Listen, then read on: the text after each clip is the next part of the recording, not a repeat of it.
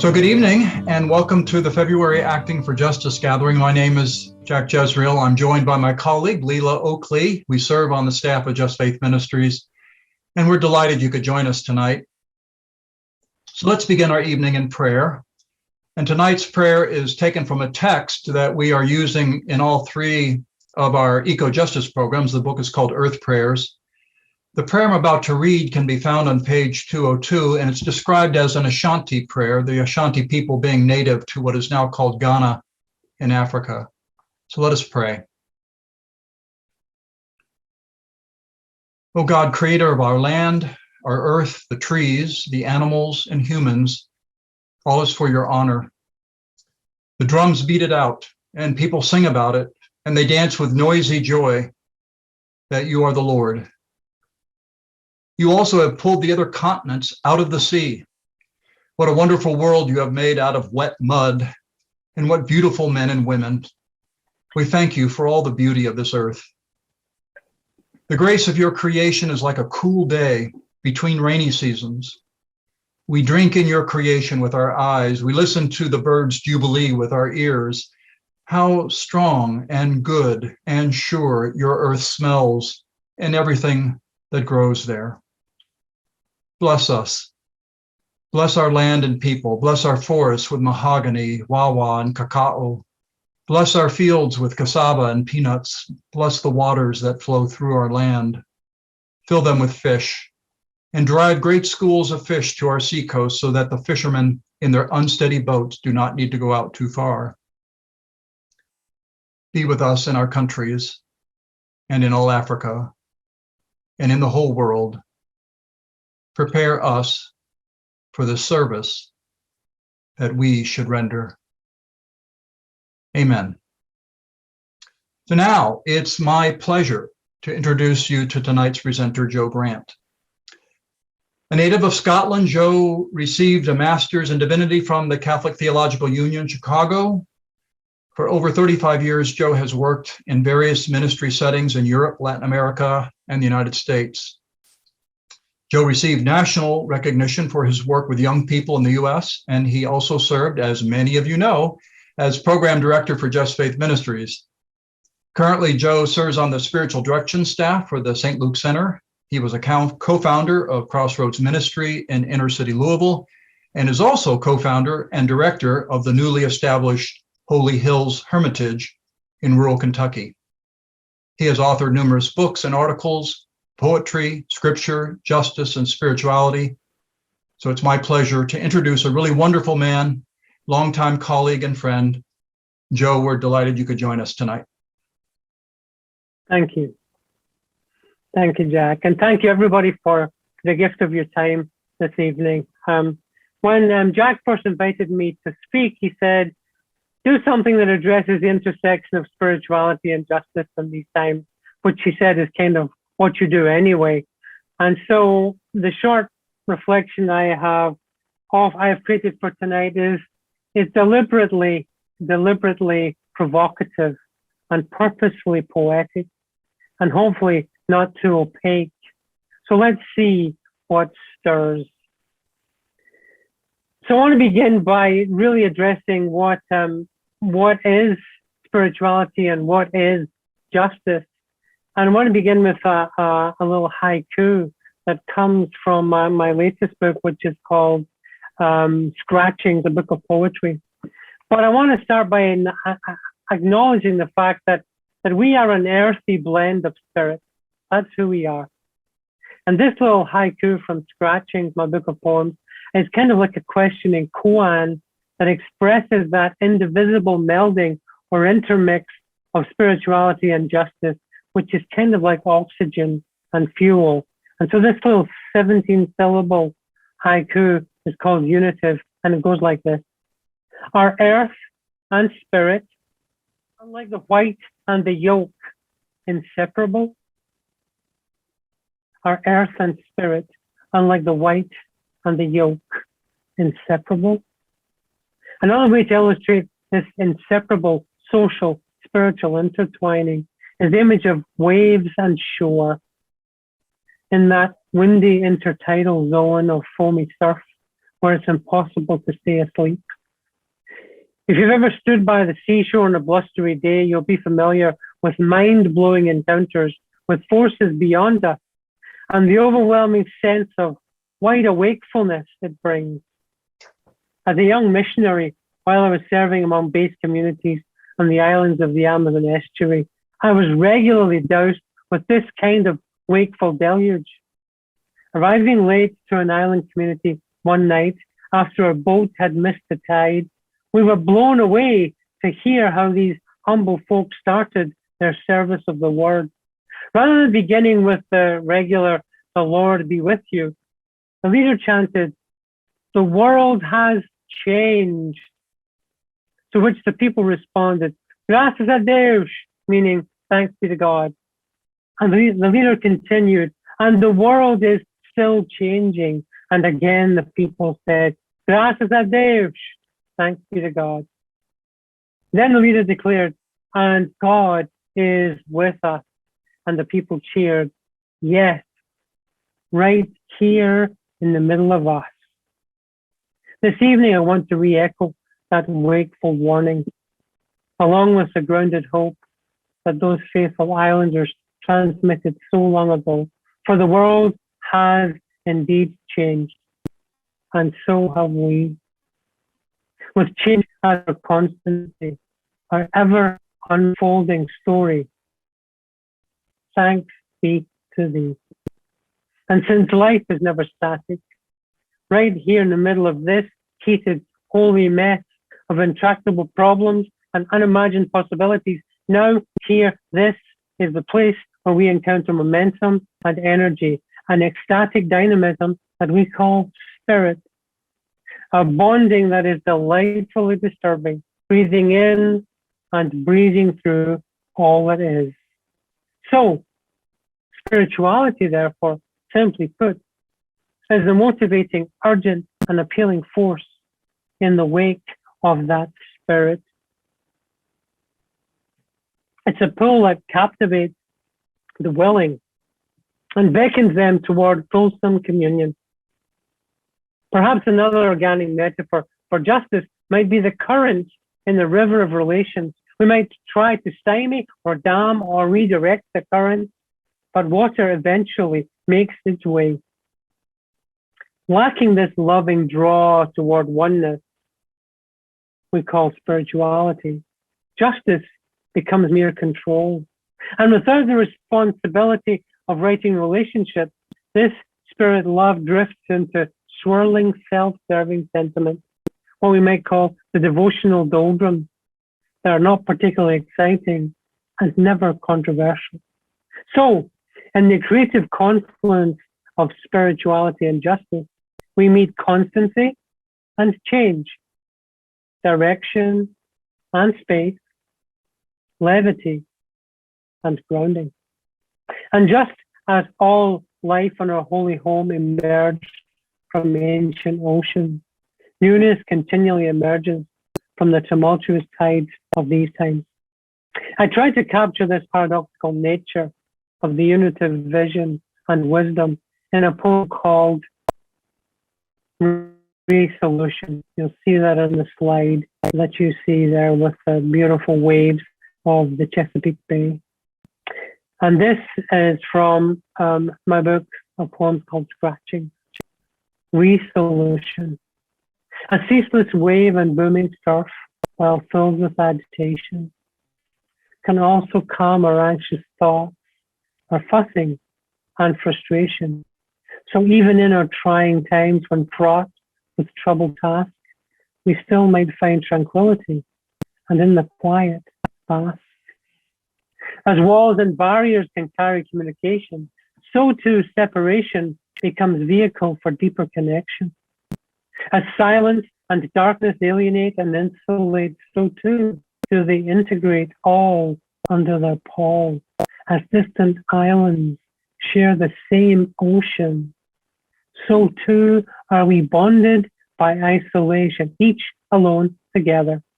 A soundless prayer speaks of depth unutterable. So too those moved by fathomless love are caught in currents that can join. As seclusion opens spacious silence and welcomes a world of woe, so too in the largesse of loss. The largesse of loss dissolves resentment and releases regret, and in disquiet, devoid of solution, resolution surfaces as compassion coalesces, for without dark, enlightenment remains redundant, and without solitude, intimate communion is inconceivable. This evening, I would not presume to propose solutions to the great global predicament that has overshadowed at least the 60 years of my lifespan, and it now threatens our very existence, and that is the willful and mindless desecration of nature, all nature, especially holy human nature. However, I do believe that like those crashing waves, we are awakening. Now that we have placed ourselves on the endangered species list, some of us are beginning to wake up to the depth of our soul sickness and the detrimental effects of chronic nature deprivation. So perhaps the wakeful dowsing of an existential spiritual crisis gives us all at least a starting place. That starting place, common ground for a reclamation in the vision of shalom, the well-being of here and now wholeness. But how on earth did we get to this place? This question begs to be asked before we can even begin to contemplate how to address its corollary. Where on earth do we go from here? How on earth did we get to this place? As the late, great Desmond Tutu demonstrated, truth must come before reconciliation. In these truth-averse times, we must urgently confront the objective, unavoidable, disturbing reality that we are living through a climate collapse that has ignited the sixth known mass extinction event on our planet home. Indeed, as our Amazonian sisters and brothers announced, this world has changed and changed catastrophically. In ways we cannot even imagine yet, our children and their children will encounter a very different reality. And as ever, as we know, the most vulnerable bear the brunt of this unbearable burden. This much the wakeful already know. But knowledge and information are not enough. Without humbling wisdom, seasoned in the suffering love of relationships, understanding evades us, since information presents its very own stumbling block in the hubris of thinking that we already know what we need to know. Though we may be aware the varying degrees of the scope of our shared predicament, it is also clear that collectively we appear unable to really comprehend it. For our personal patterns, political priorities, and even our faith-based institutions reveal us. They give us away as unwilling to admit, let alone address, the depth of this depravity. As the late Václav Havel, the Czech statesman, wrote, life is too precious to permit its devaluation by living pointlessly, emptily, without meaning, without love, and finally, without hope. In my previous book called Wandering and Welcome, I tried to encapsulate our predicament in this poetic reflection. And this is another screen share for you. It's called Touched by Earth. What does it mean to be rooted and grounded? Earth between our fingers, dirt beneath our nails. There is no synthetic soul, no virtual wholeness. Neither by agency nor rhetoric nor reasoning can we manufacture sacredness. Holiness is pre-gifted. Sanctity presents itself, the vital essence of every being. But goodness, truth, and beauty are graced to the gardener who has learned to embrace earthly wisdom. For mercy rains down from heavy heavens, justice erupts from saturated soil, peace blossoms in the sublime harmony of living communities. Yet so many of us earthlings now find ourselves exiled on our own precious planet home. Divorced from cycles of sun and moon, sea and soil, we seem destined only to despoil. Whether boxed in slum squalor, where neither field nor forest nor flower can grace our eyes, or barricaded behind artificial blinds, where nature becomes a screen show. Our reverence is 3 times removed from raw reality by heads distracted, hearts divided, and hands calloused only from continuous clicking. Life herself, in proportions minute and monumental, our singular bright sanctuary in the endless dark, is soaked with sacred mystery. When we no longer sense this sacramental presence, we have traded our common birthright for urbanality and lost our way back home. How sad to separate our souls from the good green earth, to desecrate the sanctity of soil and denounce salt of the earth people as dirty, pagan, heathen, villains. Reconnecting with the loam of our lives, we learn that holy is not heavenly. It is in the humus of humanity that we touch the grain of mercy.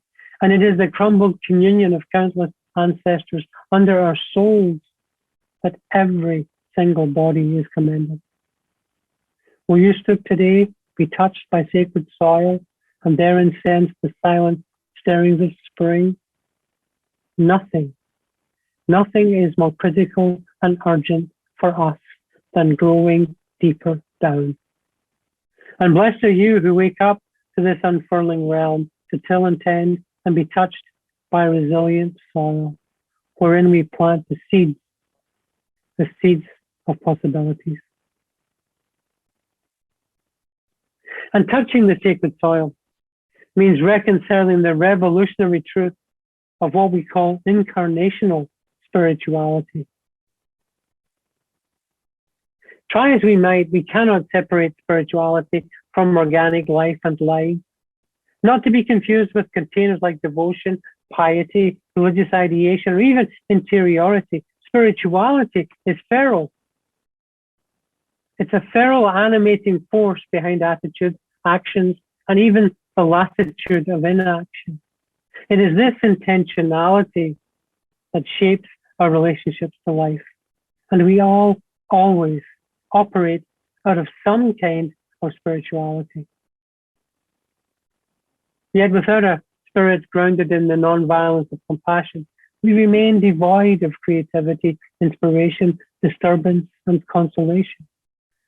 That is so necessary for the hard, holy work of repairing our relationship. Truth-telling and wakefulness can be invigorating as much as painful, a rude awakening. But wisdom reveals that when we face up to the truth of our lives, we experience liberation. To understand then the religious roots of our predicament, let's turn to the emerging story of early Christian communities bonded by faith and a shared vision.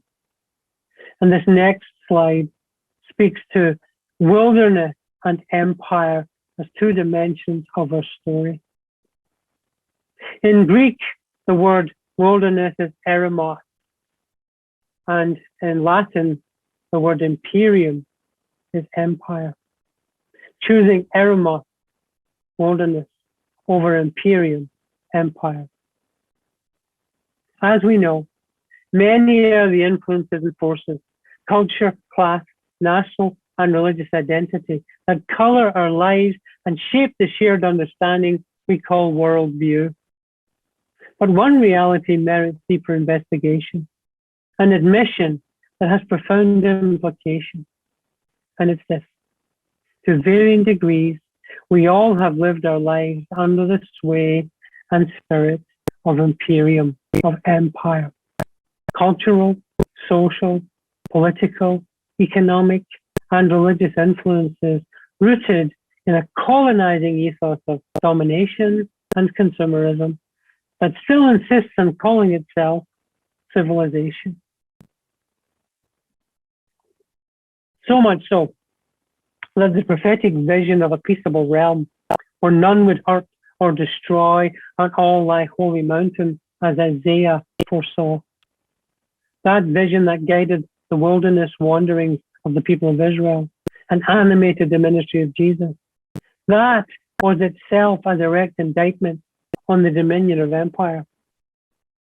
And so in time, when the Christian way became Roman rule, 3 centuries into the Common Era, some chose to flee back to the desert to recover Eremos, the old wild place of silent solitude. The Greeks called it anachoresis, from which we get the word anchor or anchorite or anchorus. But anachoresis means withdrawal, pulling back. And these desert dwellers sought to reclaim that ancient eremitic or wilderness tradition, the transformative wild wisdom that inspires poets and prophets and mystics. Immersed in nature among wild creatures, they sought healing and they sought hermitage. Healing and hermitage from imperial, political, and economic forces and slavish lifestyles, from the conquest of land, of ecosystems and populations, from the desacralizing of nature, from the severing of mind from matter, from insidious supremacies that place some over other beings, and from the commodification of creation and the canonization of violence. Yet hermits and monastics remained ecstatic fringe dwellers. And still today, if you ever visit a friary or a priory, we find there are places of flight and respite, not necessarily the social ferment for deeper and the broader restoration of relationships. So even as wildly dangerous wonderland is churned into deadly wasteland, global consumer culture, rooted in imperial domination, continues to exact its toll on soil as well as soul. So deprived are we of sacramental communion with the wild, so exiled from the mucky ground of our being, that we still seek solace in otherworldly spiritualities and distant divorced divinities above and beyond.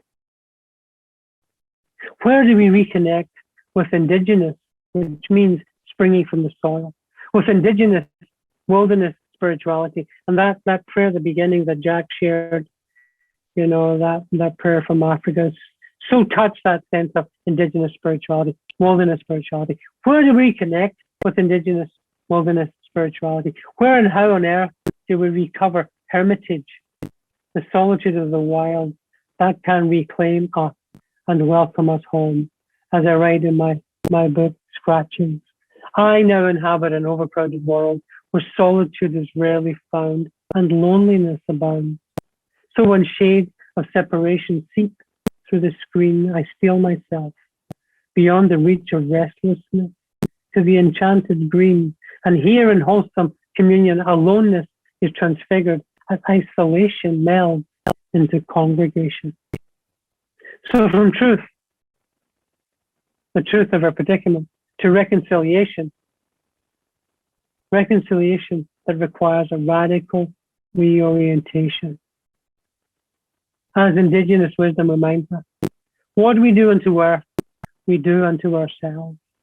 For land does not belong to us. We belong to earth. On its face, that statement may seem obvious, but pay attention to our contemporary presumption, proclamations, projects, and prayerful aspirations, and you will see how far we are from reconciliation with its truth. The level of devastation we have sadly grown accustomed to is not in itself the root of our crisis. It is but a symptom of a deeper dislocation. It's the logical outcome of a near complete alienation from holy habitat. The First Nations of this American land foresaw this. And the indigenous communities that today safeguard the last great reservoirs of biodiversity on the planet continue to warn us about the implication of false dualities, the dangers of nature deprivation, and the misdirection of heady synthetic spiritualities.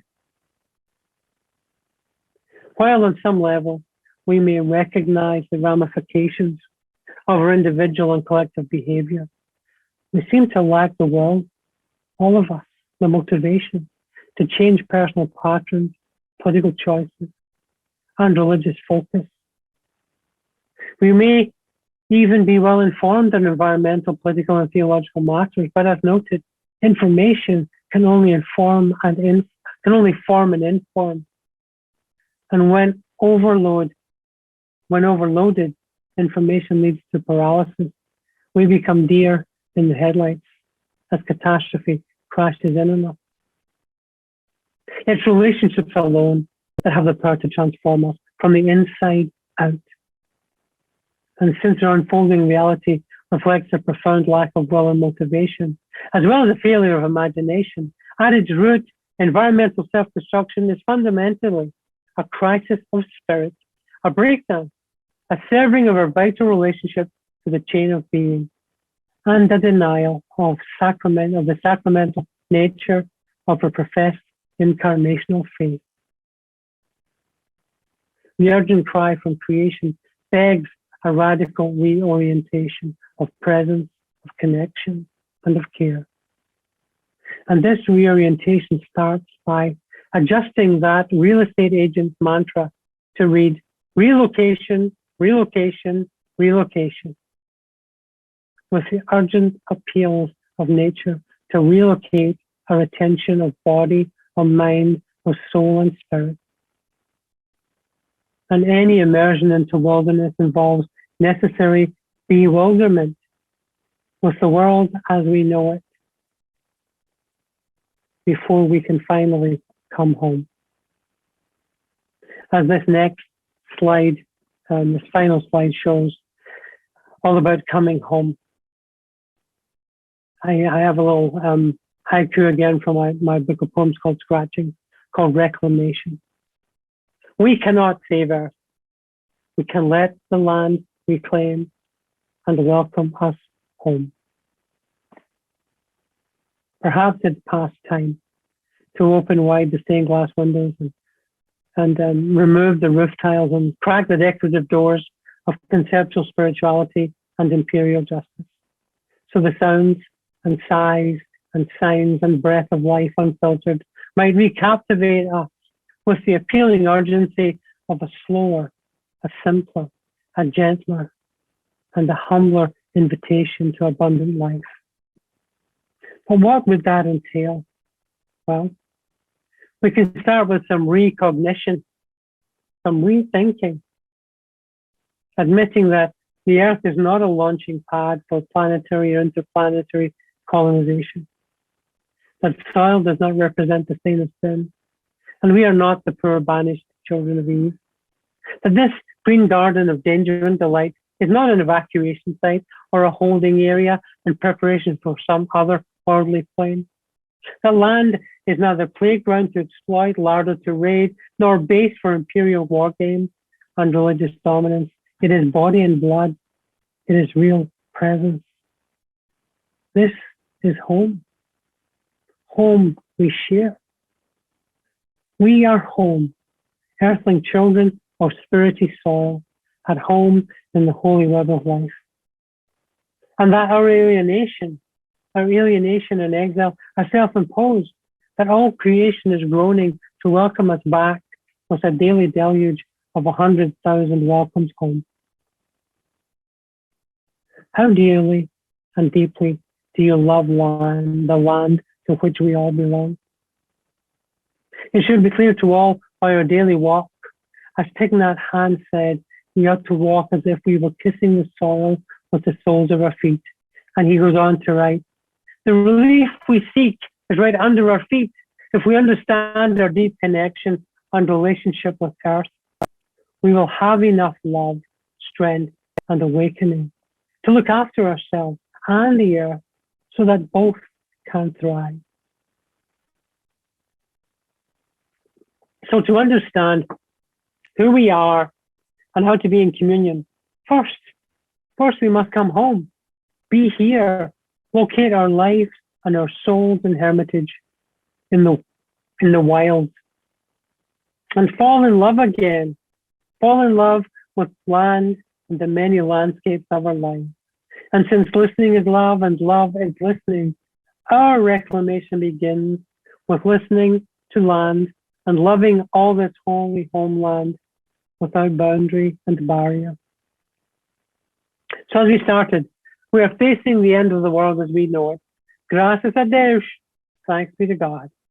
The world is changed and changing, and so must we, to assume the mantle of realized humanity that awaits all the mystic poets, prophets, in the chorus of creation, all of us. For the challenges proposed by climate collapse beg more than crafty technological fixes or ardent prayers of petition. In order to enable or guarantee the continuation of our predatory patterns of dissociated living, we can no longer purport to love land and continue to live this way, nor can we claim to reverence life and neighbor and continue to choose commodity, distraction, dislocation over connection and care. The question remains, can we stop looking somewhere else and fall in love with the tragic, enchanting beauty of what is right here before our eyes, beneath our feet, at the end of our fingers? In the end, Thomas Merton wrote to peace activist Jim Forrest way back in 1966, in the end, it is the reality of personal relationships that saves everything. Life is a resilient and miraculous nexus of relationships. As far as we can yet see, there is nothing quite like it. And dear faithful friends, we no longer have the latitude to resume our usual business. Addressing our chronic alienation from nature heals alienation from ourselves and from neighbors, along with a welcomed respite for the land, a realized and simpler, more abundant living. And here that biblical notion of Jubilee, which was mentioned in our opening prayer, takes on a critical emergency response, respite for the land in a simpler, more abundant life. Healing our alienation from ourselves is part of healing our alienation from nature. So my hope this evening has been to till the soil a bit, cast some seeds with provocations for newness.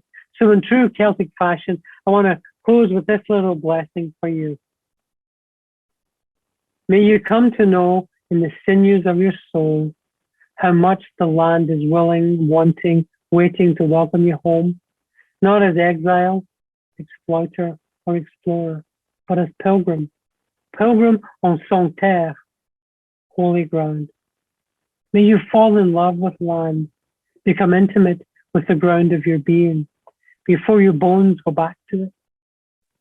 May you widen the arc of kinship care and celebrate your creaturehood as you uncover the earthy roots of your indigenous spirit. And may you put the W back on holy, so your rounded and rewelded heart can make room for deeper, wider love for life. And I close with the gift of this hope-filled poem about emergence by Stephen Charleston, Episcopal Bishop of Alaska and member of the Choctaw Nation. And Stephen writes this: something sacred is coming this way. That's how my ancestors would have said it. In the midst of all this turmoil and confusion, when we cannot clearly see the path before us, when we feel trapped in a situation we cannot control, then I believe the wise elders of my holy heritage would climb to the high place of the heart, draw the circle of reason and faith around them, and stand to sing their prayers into the open sky of the history to come. They would not shrink into a corner afraid, but rise up to catch the first light of what was coming into being all around them. We are living in a time of emergence. We are the witnesses to a great renewal. The world is full of the fear of birth and change, but that transformation will one day be our blessing. So do not be afraid, but be believing. Come to the place where the ancestors are already standing. Come and see. Something sacred is coming this way. Thank you. Joe, I'm going to get our conversation going, but before I do that, I just want to remind everybody, if you have a question, please send the question to me so I can just screen what comes through and then pass them on to Joe. We never know if we're going to get too many questions or too few questions or what, but if something came out of your group or something's on your mind that you'd like Joe to address, please forward them to me and then I'll pitch them over to Joe so he doesn't have to both be brilliant and look at the chat room at the same time. So, Joe, a couple things came to my mind while we're waiting for people to forward their questions to me. Right now, I'm reading a book called Braiding Sweetgrass. You may be familiar with it, and there's a lovely part. There's a lovely phrasing that the author uses. She talks a lot about how we're all encouraged to love the land, but then she does this lovely sort of twist of words, and she makes the case about why we can say, without pretending or without pretense or being overly imaginative, that it's the land that actually loves us. The land loves us, gives us what we need to be alive. And then she poses this question: if you really believe the land loves you, then it makes it a whole lot harder for us to hurt the land, right? Right. I'm just wondering if you have any thoughts or comments that might, sort of expand on that a little bit. Sure. I don't know if you've ever had that experience of going to a place where you feel completely overwhelmed by it, or there's something about that place. And Celtic spirituality, that's sometimes called a thin place, a place where you feel so near to everything. It's almost like every blade of grass, every bird is trying to tell you something. Well, that sense of connection, I know in many indigenous spiritualities, is that idea that every flower, every leaf, every creature is actually trying to get your attention. And that loving look that it gives you, that look of love, is transformative both of what you see and yourself as a subject in all of that, and not objectifying or standing outside it. A couple of just very, very brief stories. When I was with the Kayapaw, these are tribal people in the Amazon rainforest, they asked me, since I was supposed to be a shaman, if I would go out at night and commune with the spirits. And I told them I didn't do that because I was afraid I would get lost in the forest. And they thought that was hilarious. And they said to me, quite literally, how can you get lost? You're in the forest. That's where you are. And then they said after that, and the forest knows where you are. That sense that you're a part of it, you're not outside of it, and it knows where you are. And then the second is, I've just kind of inherited this little piece of land in rural Kentucky. It's in a pasture, it's secluded, and it's a hermitage. And when I walked into it, I had a sense of what in the Scots Gaelic we say is Kidmila Felcha, which means 100,000 welcomes. But in Scots, it would be Kidmila Felcha Barishi, which means welcome home, 100,000 welcomes home. There is that sense that the land is actually wanting us back because we are a part of it. We estranged ourselves. We were not expelled for something we did, and it's just waiting and wanting us back. So I really resonate with that idea. Mm-hmm. Thanks. Joe, some of the questions are starting to pop in, so let me just jump in. In both in my small group, but now also in the chat, there is this mention of how, the forces that are leading to this, as you describe it, climate collapse, climate change, and the collapse of systems because of climate change is largely due to massive forces that can only really reasonably be addressed on a scale that's effective by changes of policy, which means necessarily the engagement of us in the political policy conversation. So can you squeeze a drop of poetry out of that? Can you help us with how do we make a graceful how do we do a graceful engagement with the political conversation, especially these days, about the issue of environment and climate?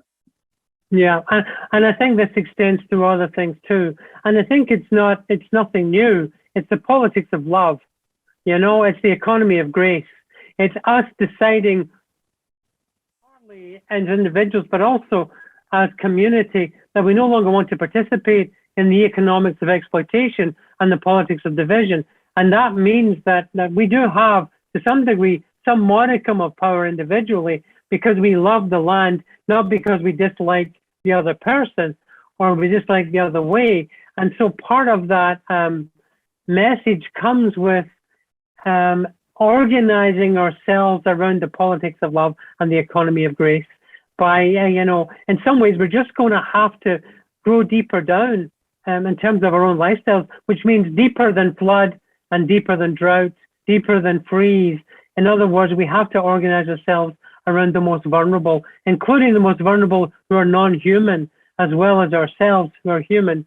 And that means that we become not just friends of the earth, but lovers of it, not just friends of the creatures, but participants of it. And that change in mindset has to be accompanied by a change in behavior. But in both situations, we are at a loss, because still today we're organizing around the mechanics, but it's not necessarily out of love. It's even an attempt to preserve what we have already and somehow manage to maintain a certain level of consumption. So part of that comes with that necessary desert fathers and mothers rejection, in that I no longer participate in that, I participate in something else. But at the same time, I organize my energies around that which brings life, love to life, and brings life to love.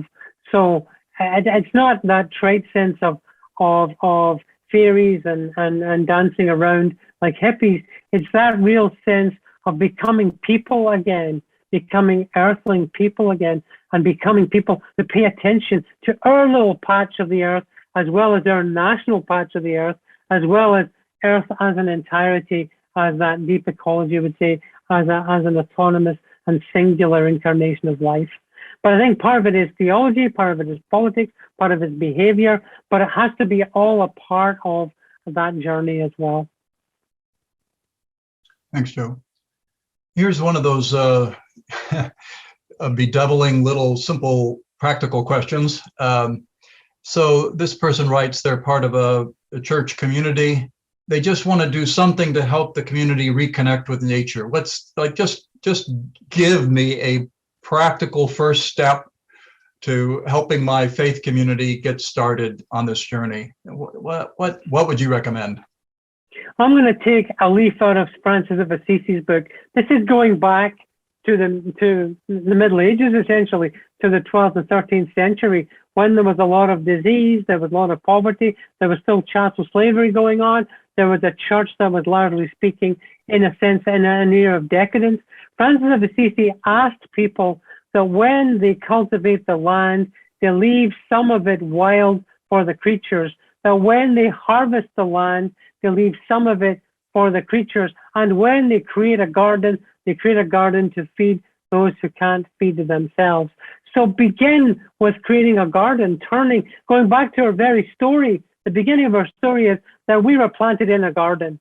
So let's build a garden out of our community. Let's bring greenery into the sanctuary, and let's bring the sanctuary into the green world. In other words, invite people to plant a garden and leave some of it wild. And out of that garden, begin to feed those who can't feed themselves. And so participate in that economy of grace and learn from what we see, and make our prayer and our presence an experience of the land, on the land, and in the land. So in other words, to take the synthetic out of our spirituality and turn them more organic. But by that simple act, is, Jack, you're an old farmer. I mean, you're a farmer in your bones.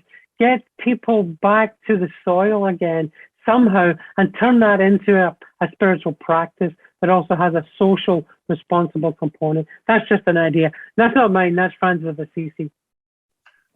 Well, I'm going to have to go to do some kind of act of contrition, because every time there's a squirrel in my garden, I just can't let him stay there by, without chasing him out. So I may have to turn over a new leaf. Joe, one of the questions that's popped in here is related to racial justice. So in addition to being concerned about the environment, we know that when, in so many cases, when environment is defiled, the people who suffer first and who suffer greatest are people of color on this planet. And do you want to say something about that and take it in whatever direction you like? Sure.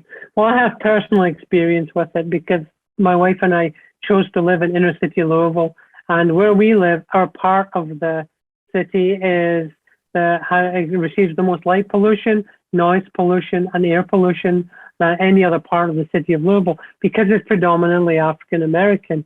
And so it's all of those things, the noise pollution, the light pollution, and the air pollution, along with, degraded environments. We can't grow our garden because it's so toxic. They told us we'll never be able to grow anything from it because it's been landfilled before. So knowing that reality and living in it, realizing that the people who live in those environments are not necessarily choosing, they're not choosing nature deprivation. They have no choice in the matter. And so part of the challenge of that is the greening of inner cities, is bringing our presence to inner cities, is inner city gardening, is inner city reforesting, is inner city parks, is making parks available. And the story of Louisville is that most of the parks were not available to African Americans until the 1960s. There was only one park they were allowed to go, was Shawnee Park. All the other beautiful parks were not allowed, African Americans were not allowed to use. So even in that reality, knowing the story, you can see the reason why there is a sense of nature dislocation and a sense of detachment, because it doesn't feel like home. It feels like a trap, So we hear gunshots, we hear violence, and in our own way, we chose to plant ourselves here and to build a little forest in our backyard and let it go wild and let it reclaim the soil. But also living with that reality makes me realize myself why I need a hermitage somewhere else. I tried for 20 years to pray in the shack in the back of my property, and it was so difficult because there is so much incursion, and to realize what that does to the soul, to the sense of connection, to the sense of ability to build community. But largely speaking, it's allowing folks in that land and that area to reclaim the land themselves, giving them the power to do what needs to be done to bring green back into their lives and their lives back into the green. So one of the things that we're trying to do with our new hermitage, for example, in rural Kentucky, is develop a scholarship that allows people who otherwise wouldn't afford to be able to go into the land and find solitude and silence, an opportunity to really experience that for themselves. So that's just a little bit of a connection. I don't have an answer for this because for 25 years, I have wrestled with this myself. I accept knowing the reality in my bones and in my lungs and in my ears and in my eyes. It's a part of the daily bread of living in inner city. Joe, before we got started this evening, you and I had a chance to sort of catch up a little bit. You were talking about your newest project, the Holy Hills Hermitage. I think folks on the call tonight would love to hear about what the vision and hope of that project is. So if you don't mind, would you share? Sure. It's a project that kind of fell into our lap, my wife and I's lap, and we kind of beat ourselves up because we said yes in our now 60s to something that's a lot of work, but also very, very inspiring. We inherited from some sisters an area, a tract of land in rural Kentucky that had these sisters, these religious women, had created, trying to take the vision of Thomas Merton of creating primal hermitage communities in the wilds that allow people to find silence and solitude. and they had to leave because they aged out. They needed to go home to their mother houses. And so we started a nonprofit that invites folks to come there and find in nature the hermitage that they're looking for, the 100,000 welcomes home. So we're renovating 3 little houses that already exist with a little meditation room, sanctuary chapel, and a welcome lodge. But we're also in the 7 or 8 acres that are wild. We also want to put in there some small off the grid huts, essentially, or cabins, where people will have the experience that so few people get to, especially young people, the experience of being completely off the grid, where you don't have a cell phone, you don't have cell phone connection, you don't have electricity, you don't have running water, but you have access to it if you need it.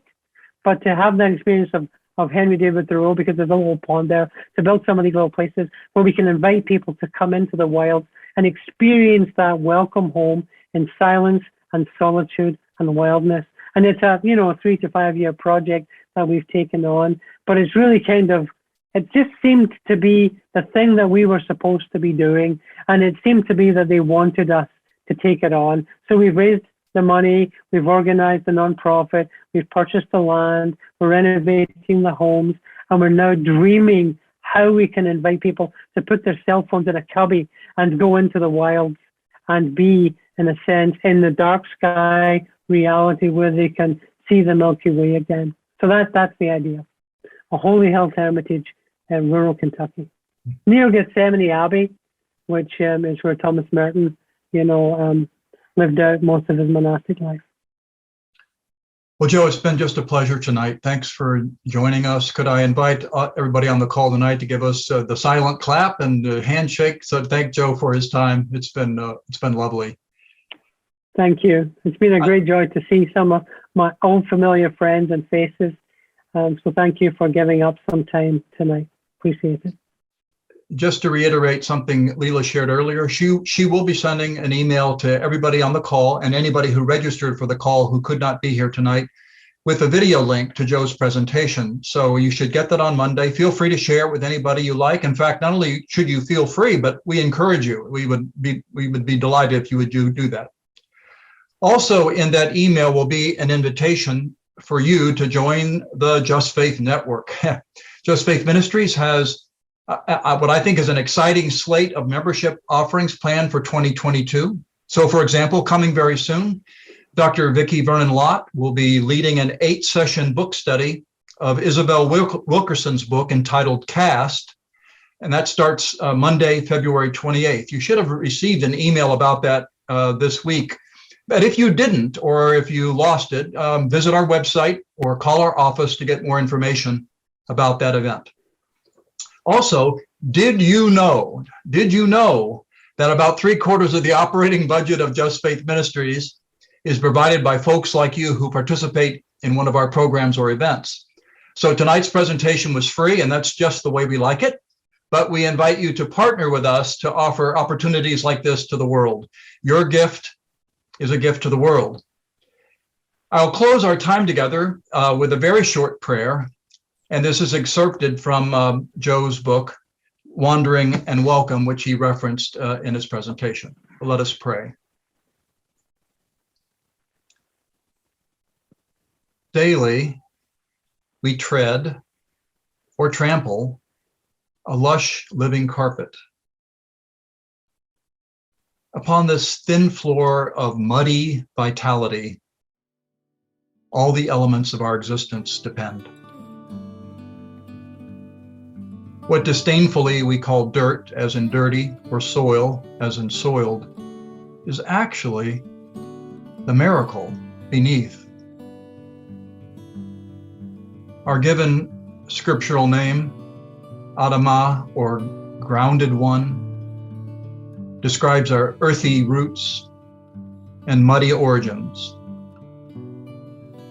Human reflects humble genesis, for we are humus beings, earthlings, realized from sacred soil. Amen. And thanks everybody for being with us tonight. We look forward to seeing you next month.